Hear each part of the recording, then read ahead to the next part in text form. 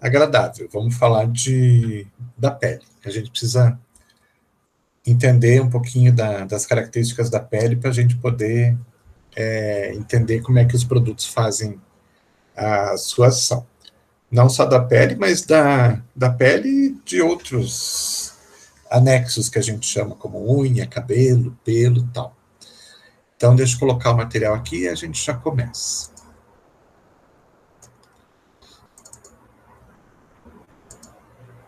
Tá aparecendo aí para vocês? Ainda não. Não?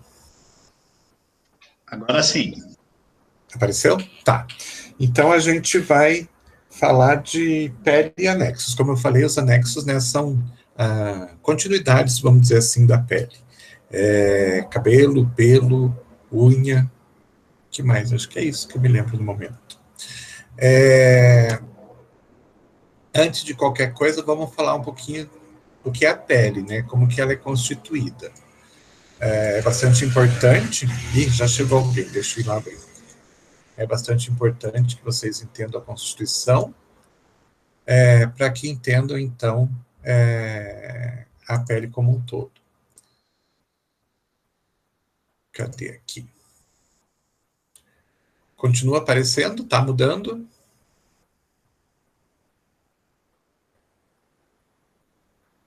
Ou não está aparecendo mais? Tá normal. Tá. Para mim que não tá. Deixa eu tentar arrumar aqui. Que deu uma zica aqui. Vou ter que interromper. Droga.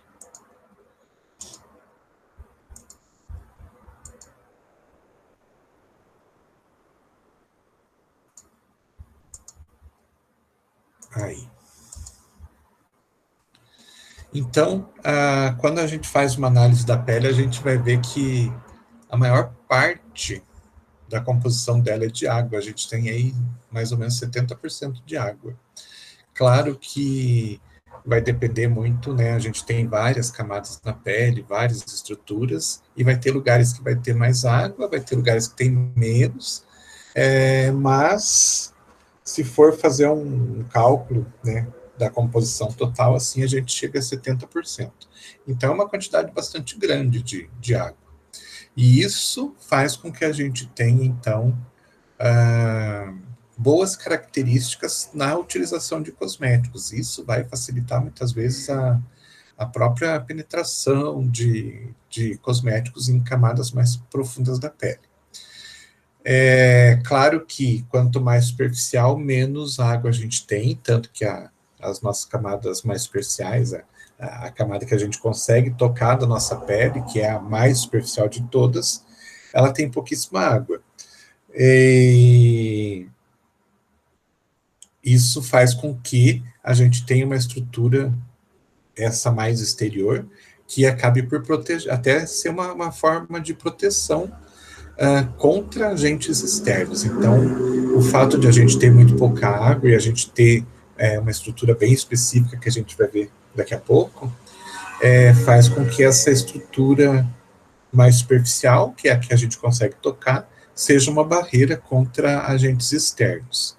Não só micro-organismos, mas até a própria umidade, até o próprio calor, tudo mais, que poderiam afetar mais profundamente a nossa pele, mais profundamente. Então, essa quantidade diferente de água faz com que, né, a gente tenha diferentes estruturas e, né, essas estruturas mais superficiais, elas vão ser as que menos vão conter água na sua composição, por bons motivos. A gente tem também vários sais minerais, metais, como sódio, ferro, cobre, metalóides, como enxofre, fósforo. Então, são vários sais minerais. E eles estão ali por motivos variados, né? Muitas vezes porque fazem parte de reações que acontecem dentro das células e tudo mais. Às vezes, conforme o local que a gente encontrar, pode ser que seja esteja sendo, algum produto que esteja sendo jogado para fora do organismo, no caso, né, se a gente pensar no suor, que vai ser jogado na superfície da nossa pele, né, muitas vezes é produto interno que o organismo não quer mais e joga para fora, então a gente vai encontrar alguns sais que fazem parte de reações e alguns que estão ali porque estão sendo jogados fora. Proteínas também, a gente tem aí 27,5% dos constituintes totais de proteínas. Então, vejam só, 70% água, mais 27,5% de proteínas. O restante que a gente tem é muito pouco, né? Uma quantidade muito pouco. 27,5% de proteínas é bastante, é uma concentração bastante grande. Então, a gente tem aí as proteínas também, elas estão na composição da pele, de diversas formas, na forma de aminoácidos, tirosina, cistina, prolina, valina, etc., todos aqueles aminoácidos, né? Está na forma de proteínas e está na forma de enzimas também. Algumas enzimas que fazem parte de reações e algumas como hormônios que estão ali para catalisar alguma reação, alguma coisa, né? Nesse grupo, os mais importantes para nossa área está ligado com as proteínas mesmo, né? O colágeno, elastina, ácido hialurônico, melanina, tudo isso que fazem parte da pele, que são estruturas, fazem parte de estruturas fundamentais. Além disso, a gente tem lipídios em pequena concentração, fosfolipídios de proteína, de superfície de célula, outras coisas, colesterol, que faz parte de ciclo de ácido graxo, os próprios ácidos graxos, os triglicerídeos, que fazem parte daqueles ciclos, né, bioquímicos de produção de energia e tudo mais. Mas se a gente for ver em relação à água e a proteínas, eles são uma quantidade bastante reduzida. E a gente tem ainda os glicídios, né, como a glicose, glicogênio, que é sintetizado também dentro das células para a formação de energia, né, a partir da glicose e tudo mais. Mas, de uma forma geral, a gente tem isso na composição. Então, o que mais chama atenção é a grande quantidade de água e a grande quantidade de proteínas que a gente tem. Lembrando que as proteínas, né, elas têm uma afinidade bastante grande com a água, então uma depende da outra, uma segura a outra. Então, as duas são bastante dependentes uma da outra.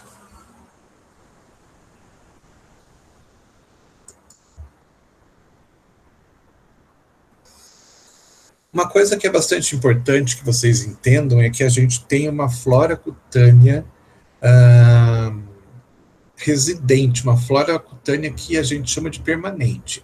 São micro-organismos que vivem na superfície da nossa pele e eles são comuns ali, eles não causam nenhum dano para a gente, muito pelo contrário, são micro-organismos que não são patogênicos na superfície da pele e que estão ali para ajudar a gente até a fazer a própria limpeza da nossa pele. Então, são micro-organismos que se alimentam de células mortas, se alimentam de excreções que são feitas pelas glândulas sebáceas, pelas glândulas sudoríparas. Então, na verdade, essa flora cutânea está na superfície da nossa pele para ajudar a gente na nossa limpeza, para que a gente tenha uma superfície de pele mais limpa.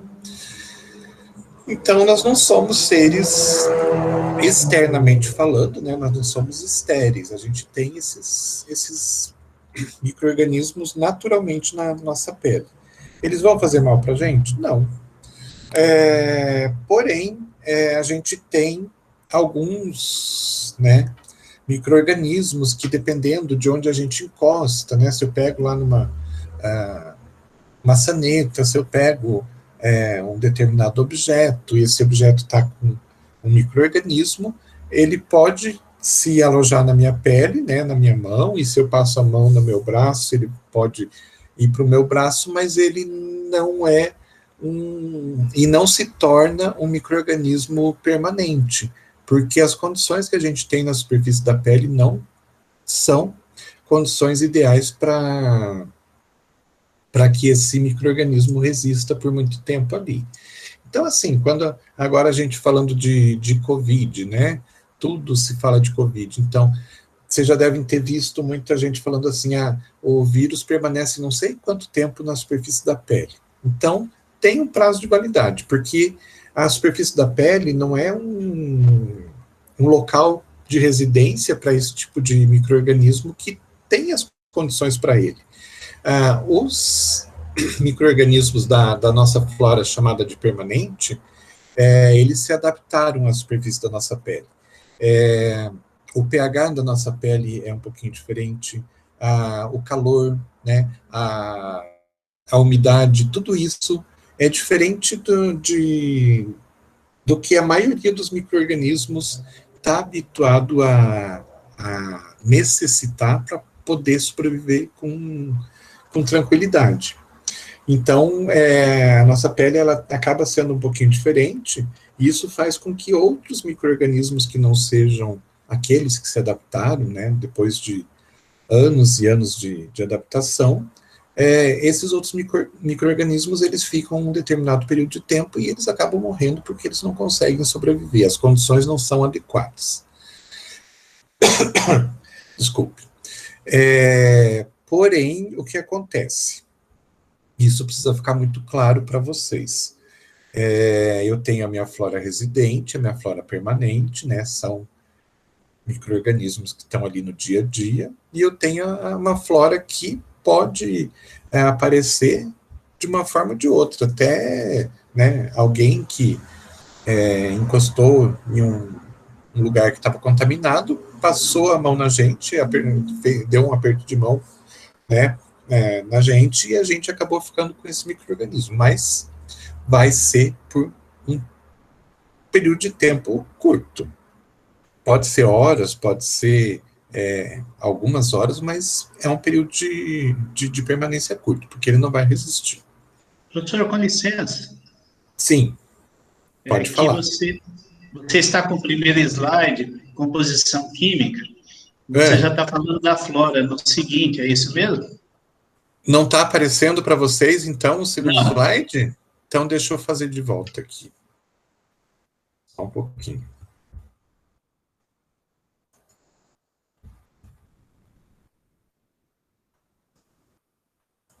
Vamos parar o compartilhamento.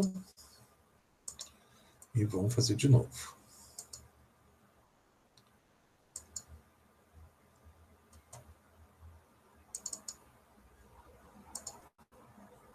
E agora? Aparece o segundo slide?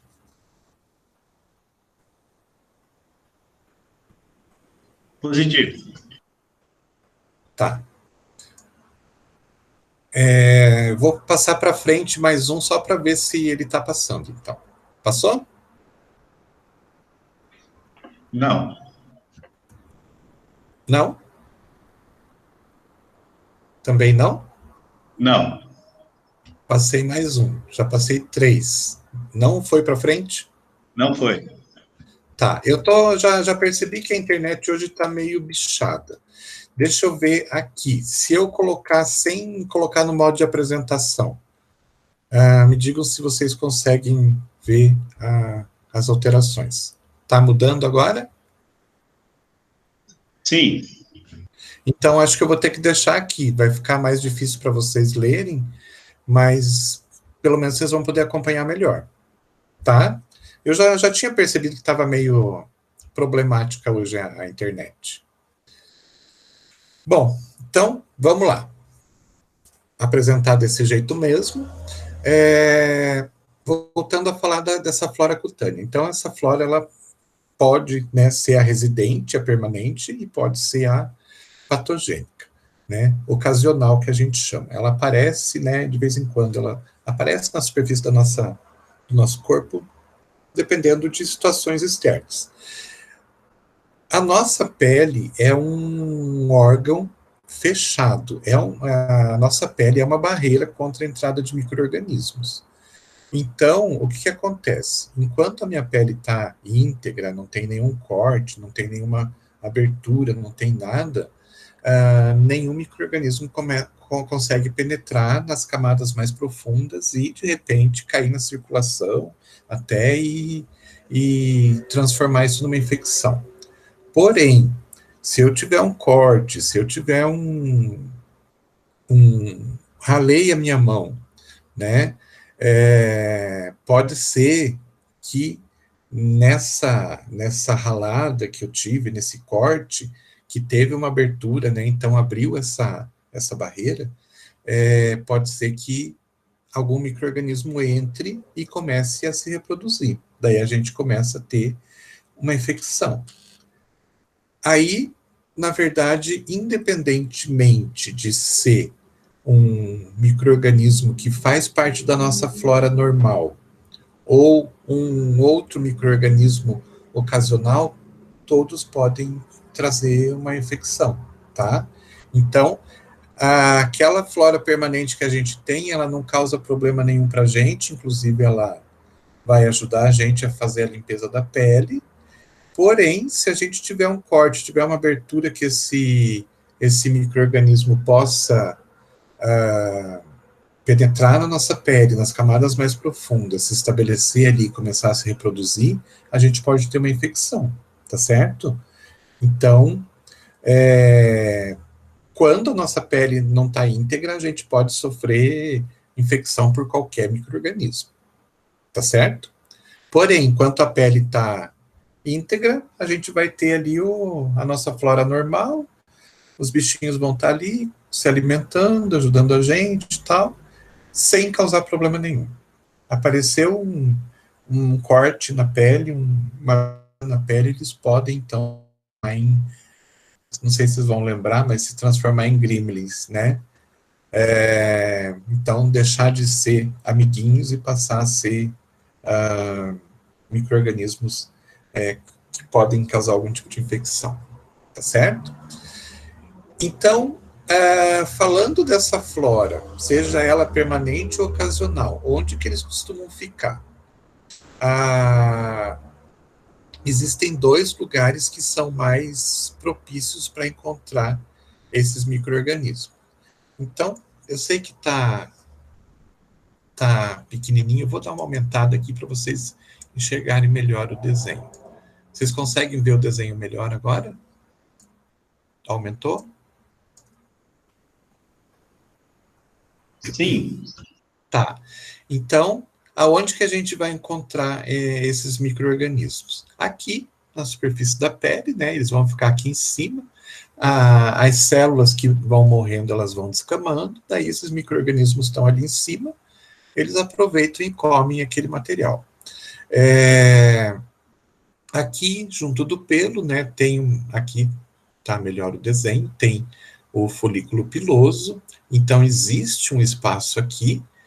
E o micro-organismo, então, ele pode entrar aqui dentro e vir até aqui embaixo. E pode continuar, né? Ali é um pouquinho mais úmido, um pouquinho mais quente, ele pode até crescer um pouco mais. Mas mesmo assim, ele continua não atacando a parte interna da célula.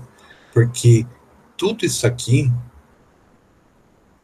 é uma barreira, tá? Então, tudo que essa camada de células mais superficial aqui é uma barreira e não vai deixar esses micro-organismos entrarem. Então, eles nascem, crescem naturalmente ali, eles entram dentro do poro por onde sai o suor, eles entram aqui, deixa eu ver se tem algum... Não, aqui não tem. Mas a gente tem também aberturas para a saída da oleosidade das glândulas sudoríparas, então, sebáceas, né? Então, esses micro-organismos, ou eles estão ali na superfície, ou eles entram nessas cavidades que a nossa pele tem. E ali eles vivem, habitam e não incomodam ninguém, tá certo? Eles só vão realmente incomodar se eles tiverem acesso à parte interna da nossa pele. Aí sim, dependendo do caso e dependendo da profundidade desse acesso, né, se for um corte, alguma coisa, quanto mais profundo eles chegarem, mais complicado pode ficar, porque se eles chegarem em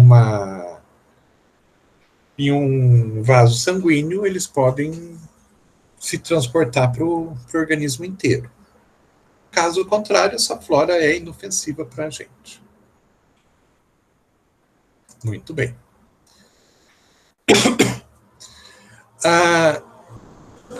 Em cima dessa camada de células que a gente diz que são mortas, deixa eu aumentar aqui de novo.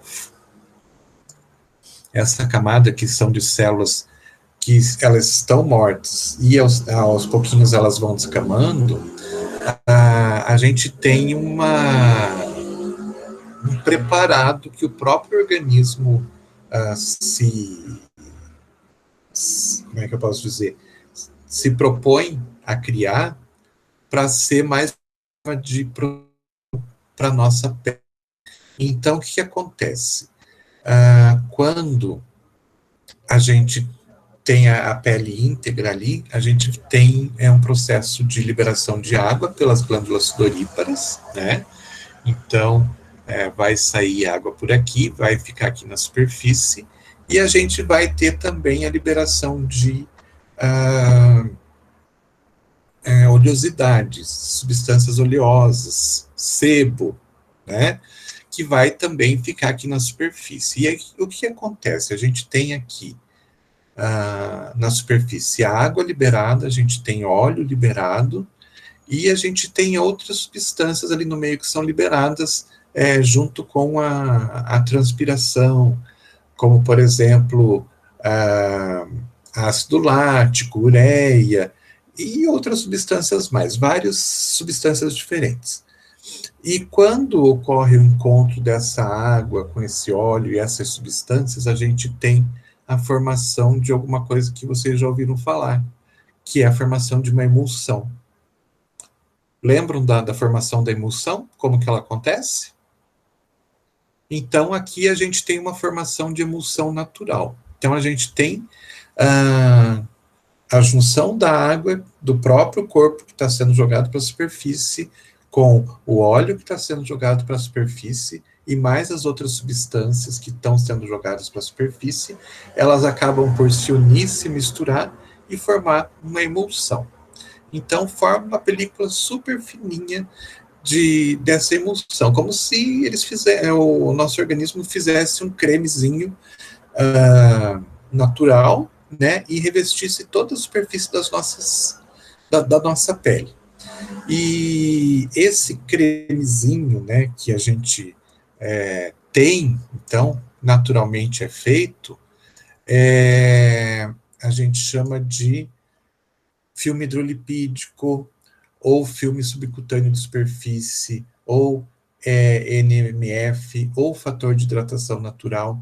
Vocês vão encontrar isso na literatura das mais variadas formas, mas então, a formação de uma pequena camada de uma emulsão, uma pequena camada de creme, né, na superfície da nossa pele. O mais comum é a gente chamar de filme hidrolipídico, então vocês vão ouvir eu falar muito de filme hidrolipídico. Então, isso faz uma camada em toda a superfície da pele.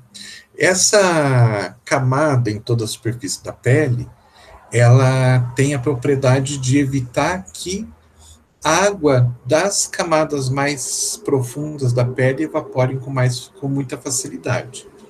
Então, o que acontece? É como se formasse uma barreira que segurasse a evaporação da água. Então, a gente tem um processo que a gente chama de perspiração, que é a eliminação direto da água na superfície da pele. Vocês já devem ter passado por isso várias vezes e não se deram talvez muita conta, mas de repente você está num lugar um pouquinho mais quente e de repente você sente a tua pele úmida e meio gelada. Isso é um processo natural que a gente tem, que a gente chama de perspiração, que é jogar água para a superfície para refrescar. Então, às vezes, o ambiente está muito quente, e isso começa a influenciar na temperatura da superfície da pele. Então, para refrescar, o próprio organismo manda água para a superfície para que essa água refresque ali e diminua a temperatura. Então, quando a gente tem esse filme hidrolipídico, a gente evita que isso aconteça com uma frequência muito grande e a gente tenha uma perda muito grande de água e tenha um ressecamento da pele, né? Então, isso também é uma forma natural do organismo proteger a própria pele para evitar que ela fique muito ressecada.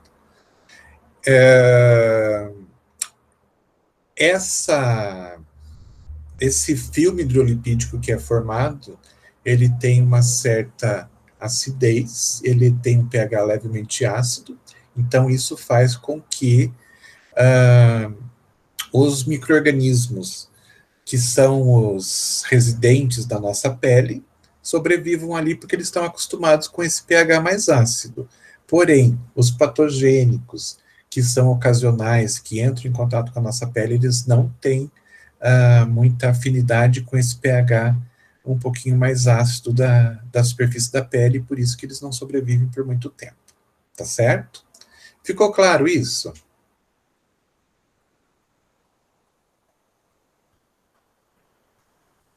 Ou não ficou claro? Sim. O que vocês me dizem? Sim, ficou. Vocês entendem agora por que a gente, então, vai lá e prepara um creme, né? À base de água e de óleo e passa na superfície da nossa pele? Para fazer exatamente a mesma coisa que a pele já faz naturalmente. Só que, às vezes, né, dependendo do local da nossa pele, que é muito extensa, tem lugares que acabam tendo menos esse filme hidrolipídico. Por exemplo, mãos. A gente lava demais as mãos, né? Então, isso faz com que esse filme hidrolipídico ele não consiga se reconstituir muito rapidamente. Então, quando eu percebo, eu estou com a mão mais ressecada, então o que eu faço? Já que o meu organismo vai demorar um pouco para repor aquele filme hidrolipídico, eu vou lá e pego um creme que é exatamente a mesma coisa, só que feito de forma artificial. E daí passo e tenho essa barreira natural, para evitar que minha pele fique mais ressecada ainda. Fica claro isso? Com certeza. Beleza. Então, na verdade, quando a gente usa um cosmético, né, a gente está só repetindo aquilo que a nossa pele faz naturalmente. Muito bem. Vamos em frente. Como eu falei, a nossa pele é muito extensa e a gente tem alguns fatores que vão fazer com que ocorra uma variação dessa produção desse filme hidrolipídico, né? Então, vai ter lugares que a gente vai ter, isso também é importante, né? Tem lugares que tem mais glândulas sudoríparas, tem lugares que tem menos glândula sudorípara, tem lugar que tem mais glândula sebácea, tem lugar que tem menos glândula sebácea, e a gente precisa ter os dois, né? Para que ocorra a formação da emulsão. Então, eu preciso ter a água da glândula sudorípara, o óleo da glândula sebácea. Como tem lugares que a gente tem menos, geralmente, glândula sudorípara, que não é tão homogêneo no nosso corpo inteiro, vai ter lugares que a gente vai ter uma produção menor desse filme hidrolipídico, e a gente vai ter uma tendência a ter a pele um pouco mais seca. E vai ter lugares que tem até uma produção muito grande dos dois, e a gente tem uma pele mais hidratada, tá certo? Além disso, né, a gente tem algumas coisas que podem variar e fazer com que a gente tenha, então, variação nesse filme hidrolipídico. Então, a idade é uma coisa que faz com que ocorra essa variação. Então, quando a criança nasce e a criança é pequena, ela é muito mais hidratada, ela é muito mais macia, vocês já devem ter percebido isso. A criança não tem uma pele ressecada, porque ela, como um todo, ela tem uma produção bastante grande desse filme hidrolipídico. Aí o que acontece? A criança vai crescendo, vai crescendo, vai crescendo, vai diminuindo a produção desse filme hidrolipídico, até que ela chega lá na puberdade, a coisa toda aquela questão hormonal, né, acontece, explode tudo aquilo, às vezes ocorre uma desregulagem da produção, principalmente das glândulas sebáceas, né, e ocorre a tendência a formar mais oleosidade do que formar esse filme hidrolipídico, porque a produção de óleo é muito maior do que a produção de água, e daí não se dá conta de fazer esse filme hidrolipídico tão bem. Então acaba aparecendo mais uma oleosidade que se sobrepõe. E daí isso vai normalizando, daí a gente chega na idade adulta, né? E quanto mais a gente vai envelhecendo, mais essa produção do filme hidrolipídico vai diminuindo. Então, se vocês perceberem bem, depois dos 24 anos, a gente já começa a envelhecer. A gente não, o nosso corpo, as nossas células começam a envelhecer. Então, o nosso organismo como um todo, o processo de envelhecimento começa lá pelos 24 anos. Claro que é bem devagar, não é uma coisa que a gente enxerga do dia para a noite. Mas vai passando o tempo e a gente vai percebendo que, de uma forma geral, certas partes do nosso corpo começam a ficar mais secas, não tem a produção desse filme hidrolipídico, então, tão bem, e daí a gente tem que começar a usar creme, né, começa a usar creme na mão, começa a usar creme no pé, porque o pé está seco, porque a mão está seca, e quando a gente vê, a gente está com o corpo cada vez menos produzindo filme hidrolipídico. Então, é uma tendência, né, que quanto mais velho a gente fique, mais a pele fique ressecada. Não sei se vocês já perceberam isso nas pessoas, mas é assim que acontece. Outra coisa que pode também fazer que ocorram variações nesse filme hidrolipídico é que mulher produz menos, de uma forma geral, né, mas é claro que tem suas exceções, mas de uma forma geral, a mulher produz menos, libera menos lipídio, né, menos oleosidade do que o homem. E isso pode ser bom lá na puberdade, na idade adulta, mas lá na frente vai ser ruim. Por quê? Porque a produção de lipídio vai ser cada vez menor, não tendo tanto lipídio, não vai formar tanto filme hidrolipídico, e a pele da mulher costuma ser mais seca. Tem até a questão de raça também, a gente tem uma tendência que quanto mais clara for a pele, menos se produz filme hidrolipídico, quanto mais escura a pele, mais se produz filme hidrolipídico. Então a gente percebe, se você pegar duas pessoas de duas raças, né, bem conflitantes, uma pessoa com a pele bem branca e uma pessoa com a pele bem escura, da mesma idade, você colocar as duas lado a lado, vocês vão perceber que a da pele branca tem uma aparência muito mais velha, né, do que aquela que tem a pele mais escura. E está ligado muito a isso também. Esse filme hidrolipídico acaba sendo um fator de proteção contra o envelhecimento também, porque o envelhecimento está ligado com o ressecamento da pele também, além de diminuição de produção de outras substâncias, mas está ligado também muito com o ressecamento da pele. Falando da estrutura da pele, didaticamente, a gente divide a pele em 3 grandes estruturas, a chamada epiderme, que é a parte mais superficial, né? A chamada derme, que é uma camada intermediária, e a hipoderme, que seria uma camada mais interna, e é onde está o tecido adiposo, onde está a maior parte da irrigação. A epiderme é a camada mais superficial, e ela é formada de diferentes tipos de célula. Então, ela tem camadas de diferentes tipos de célula. E isso faz com que a gente tenha variações na nossa pele, dependendo, né, dessas camadas da epiderme, que são as camadas mais importantes em relação à estrutura mais visível da pele. A derme, que é a camada que a gente chama de camada coriácea, é a camada onde está o tecido conjuntivo, onde está a maior parte das proteínas, colágeno, elastina, ácido hialurônico, blá, blá. Então, onde está mais a parte de sustentação, que também, com o passar do tempo, né, com o envelhecimento, a produção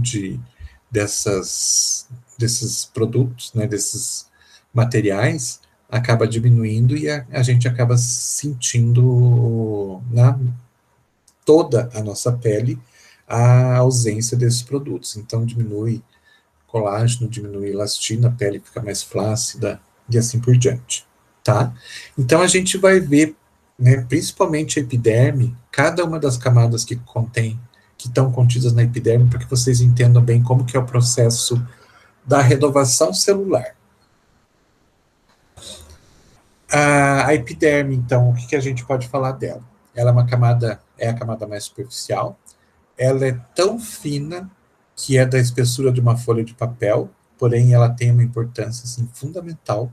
Quando a gente vê ali no desenho, parece, né, toda essa parte aqui, a epiderme, parece que ela é super grande, é super volumosa, mas na verdade ela tem, então, a espessura de uma folha de papel.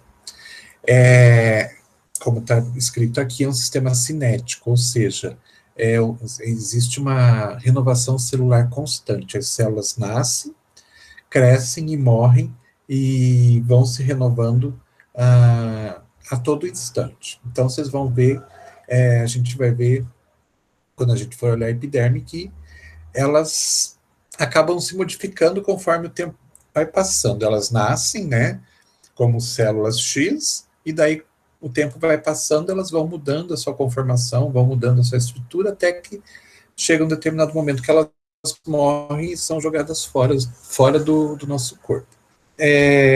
Só para vocês terem uma ideia, essa renovação ela é tão grande que eu não me lembro bem quanto tempo, mas se eu não me engano, se a gente for fazer uma análise da nossa pele hoje, né, das células que fazem parte da nossa epiderme hoje, e for fazer daqui a 3 meses a mesma análise, as células já são completamente novas. A gente fez uma troca total das células da nossa pele. Então, uma pele, uma célula que a gente viu hoje, ela nascendo, daqui a 3 meses ela já não existe mais, ela já foi jogada fora, ela já morreu e já foi totalmente renovada. Então, a gente faz uma renovação constante da nossa pele a cada 3 meses, se eu não me engano. E a principal função da epiderme, né, pelo fato de ela ser a mais superficial, é a proteção do organismo contra agressões exteriores. E aí vocês vão ver como que isso acontece. Dentro da epiderme, a gente tem um tecido que a gente chama de estratificado, ou seja, de várias camadas, né, com várias camadas, por isso é cheio de estratos, né, e tem algumas células que a gente chama de células diferenciadas, que estão incluídas dentro desses estratos. Então, ali a gente vai encontrar os chamados queratinócitos, os melanócitos, as chamadas células de Langerhans, as chamadas células de Merkel.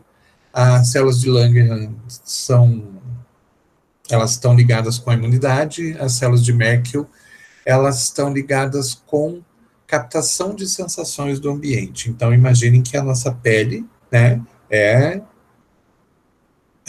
um ponto, né, de captação de sensação do ambiente. Então, um choque, calor, uma batida, frio muito intenso, tudo isso a gente precisa sentir. Essas células de Merkel, elas estão muito ligadas a isso.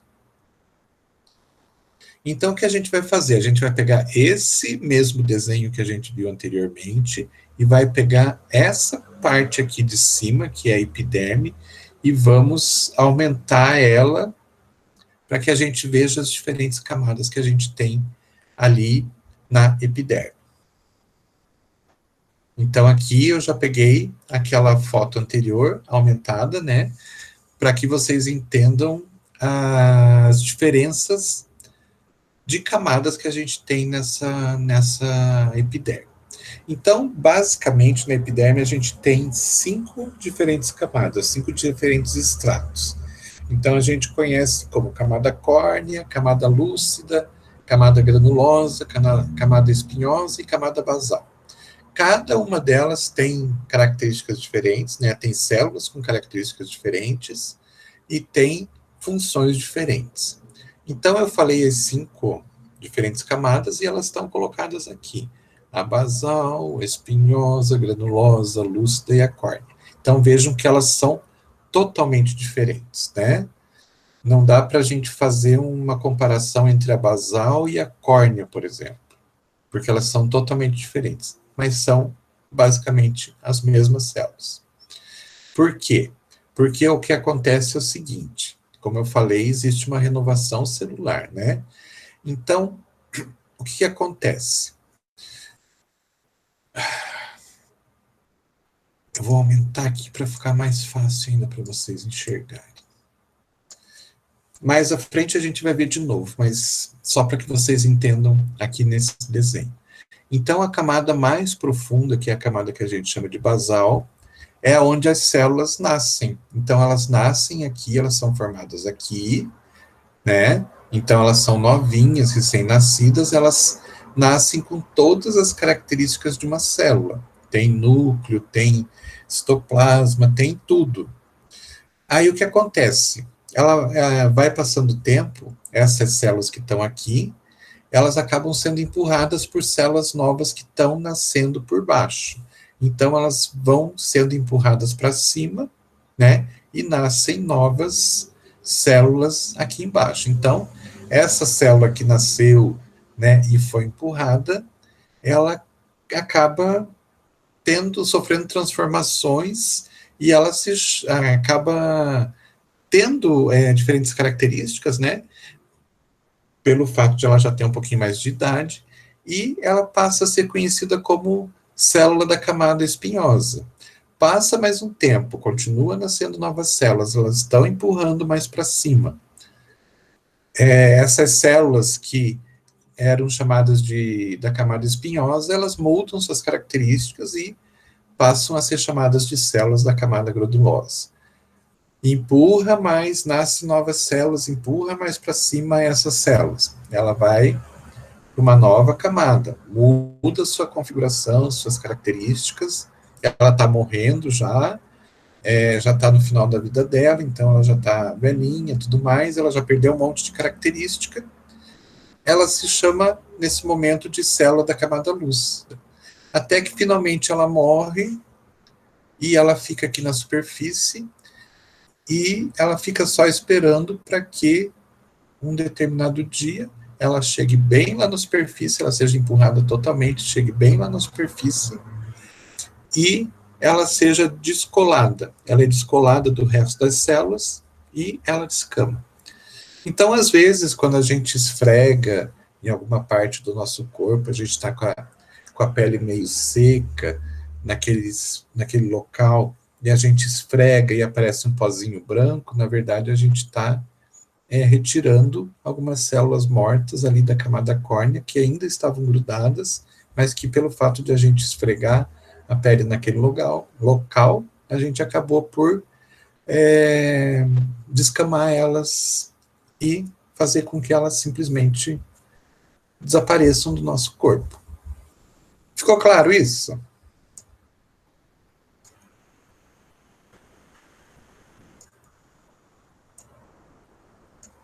Posso continuar tranquilamente? Que aqui eu vou falar de cada uma das camadas das células. Eu coloquei de cima para baixo, tá? Então, na hora de fazer a explicação, eu estou colocando de cima para baixo. Então, eu vou falar das células mortas, né? Daquelas que estão morrendo, tal, até que eu chego lá no final, nas células novinhas que acabaram de nascer, tá?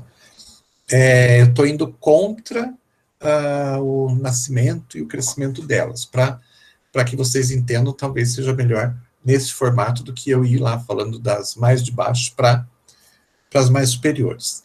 Então, vamos lá. A camada córnea é a última camada, é aquela que as células já estão mortas, né? Elas já fizeram seu trabalho, já não tem mais a atividade, já não tem mais os elementos, as figuras, né, que elas tinham quando elas eram células vivas. Então, o que sobra ali? Basicamente, sobra o revestimento exterior. Tem uma quantidade muito pequena de água, então essa célula acaba, entre aspas, ficando seca. E fica, então, só o revestimento exterior, que acaba também ficando mais seco, e ele acaba ficando mais rígido. Então, a gente diz que essas células são queratinizadas porque aquele revestimento externo das células passou a ser queratina. Então, essas células mais superficiais, basicamente, são compostas de queratina, daquele revestimento que secou e ficou rígido. Quanto mais essa camada tem, vocês viram que ela, na verdade, ela tem várias camadas, né? Então, não é uma camadinha só de células, ela pode ser constituída de várias camadas. Quanto mais para cima ela tiver, mais próxima ela está de ser eliminada, mais seca ela está. E mais solta ela está também. Quanto mais embaixo nessa camada, ela está mais ligada, elas estão mais ligadas uma célula na outra. Por isso que a gente tem a nossa pele como sendo uma barreira, porque ali embaixo, na camada córnea, elas são extremamente ligadas uma na outra. Aí elas vão subindo aqui e vão se soltando. Nessa camada a gente tem uma proporção aí de umidade pequena, né, variando de 10% a 20%. Obviamente que as células que estão mais abaixo, elas têm uma umidade maior, e as que estão mais acima têm uma umidade menor. Quanto mais elas sobem também, menos umidade elas têm. E, como eu comentei, né, ela forma uma barreira, né, para evitar a entrada de invasores, né, e, ao mesmo tempo, existe a formação de uma barreira física pela produção, não produção, mas pelo fato de as glândulas sebáceas jogarem oleosidade ali em cima. Então, essa superfície dessa camada córnea, ela fica mais oleosa, daí juntando com a água que é eliminada também, acaba formando aquela película do filme hidrolipídico, que vai fazer com que, então, ocorra uma diminuição da eliminação de água pela perspiração. Muito bem, essa então é a camada mais superficial. Abaixo dela a gente tem a chamada camada lúcida. Ela então está nos momentos finais de vida, ela tem ainda algumas células, mas células não, alguns componentes dentro da célula, ela já está, então, os componentes já são velhos, já estão, digamos assim, no final do seu trabalho, então eles já estão morrendo mesmo, né?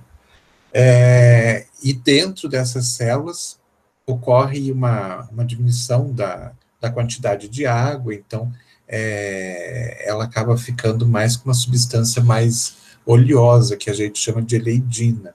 E essa eleidina, então, é uma substância que dá aquele tom translúcido para a nossa pele.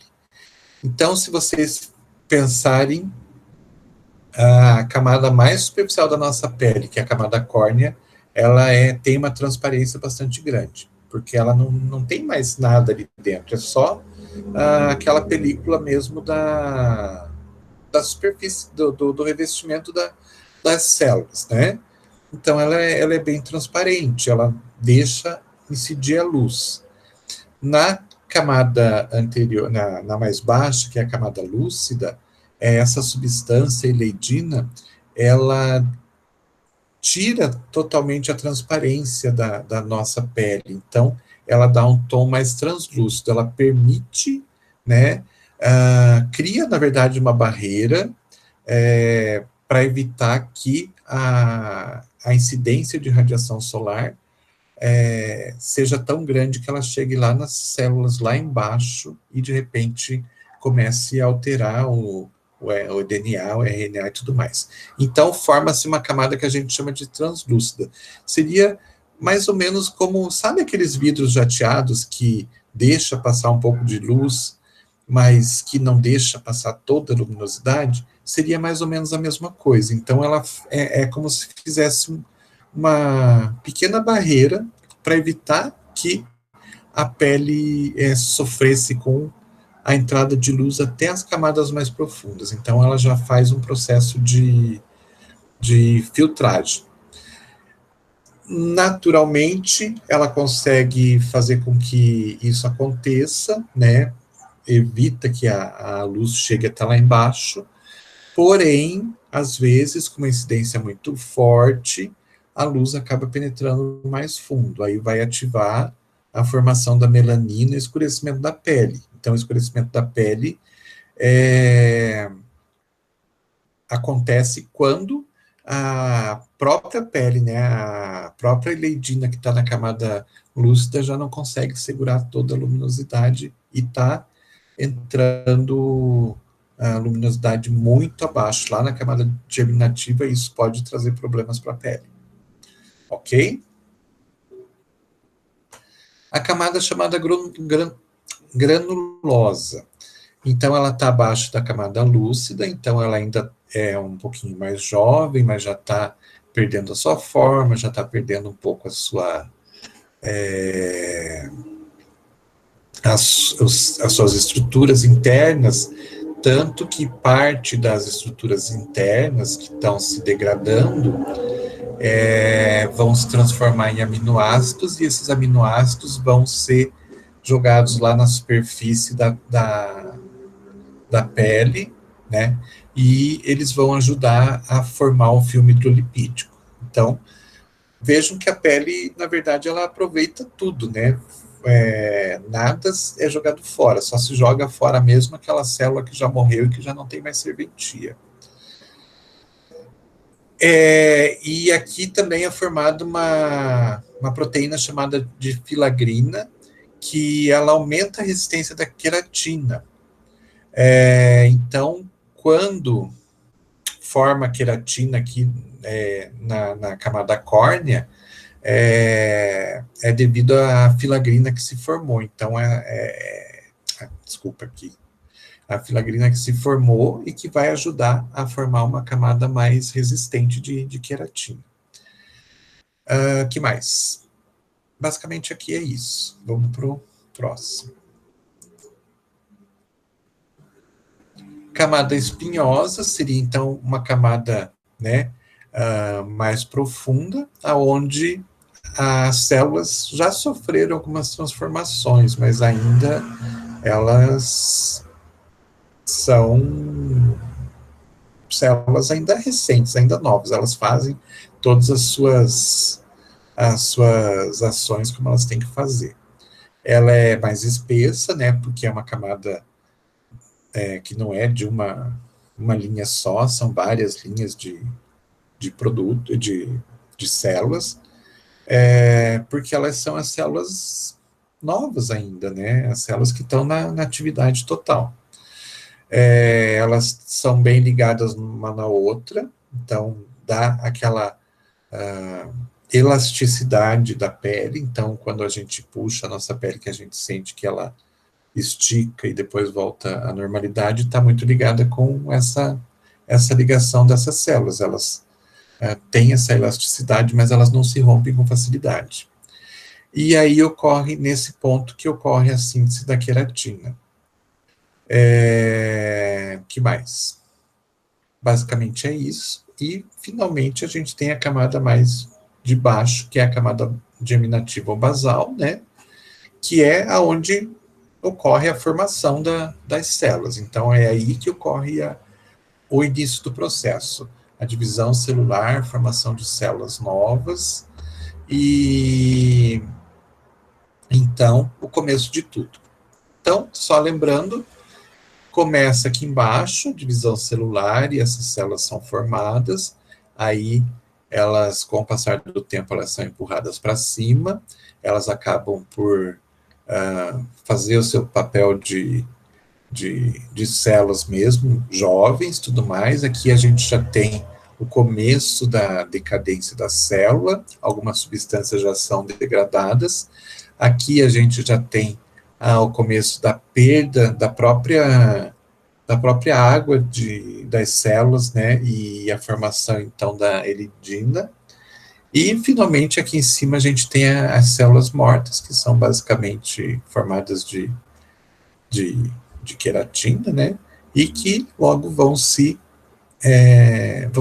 eliminados. Ok? Tranquilo? Coisa importante, aqui na camada germinativa, aqui no meio, na verdade, é onde estão os melanócitos. Então, os melanócitos seriam estruturas que estariam por aqui assim.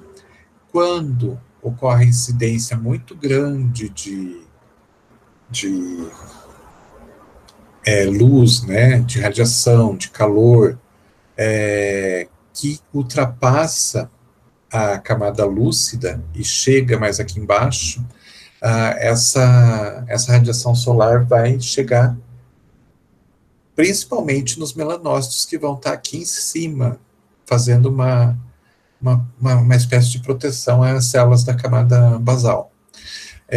Aí o que acontece? A luz chega do melanócito, o melanócito é ativado, e ele começa a produzir, então, a melanina, que é aquela substância mais escura, né, que vai ser utilizada para fazer uma barreira contra mais incidência de luz. Então, ocorre a produção da melanina aqui, e a melanina é jogada para cima, para que ela core, né, dê cor a essas camadas mais claras aqui, e diminua bastante a incidência de mais radiação solar. Ficou aqui, ó. Então, aqui a gente tem um melanócito, né? Então, imagine que o melanócito foi ativado pela radiação solar, ele começa a produzir melanina e vai jogando essa melanina para cima, até que ela chega lá em cima e acaba corando tudo, né? Colocando tudo com cor para evitar que as células sofram incidência de mais radiação. As células de Merkel estão geralmente aqui na camada basal, e as células de Langerhans estão mais nas camadas mais superficiais, tá? Bom, são 9 horas já, a gente fala da derme e da hipoderme na próxima aula. Pode ser? Tranquilo para vocês?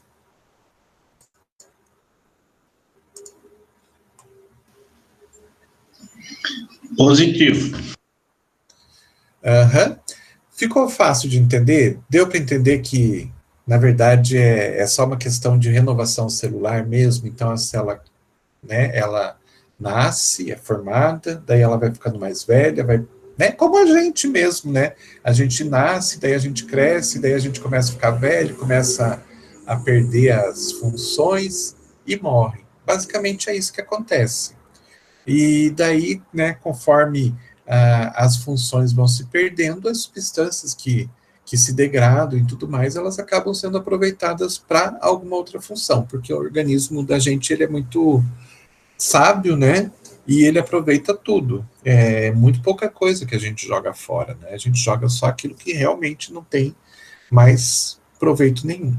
Caso contrário, é reaproveitado, ok? Por isso, né, que é importante que a gente mantenha essa camada da pele bastante... a gente trate ela muito bem, para que essa renovação aconteça sempre, né, porque naturalmente, com o passar do tempo, também essas células, elas vão sendo formadas com uma velocidade menor e cada vez menor, e esse processo todo de renovação acaba por ficar mais devagar, vamos dizer assim. Então, se a gente cuidar, se a gente fizer uma boa manutenção da nossa pele, a gente acaba retardando esse processo que a gente conhece como envelhecimento. Beleza, então? Isso é só a primeira parte da pele, a parte da sustentação também é bastante importante, daí a gente vê na aula que vem, tá bom? Então, bom final de semana para vocês. Boa noite. Boa noite. Até semana que vem, então. Boa noite. Boa noite.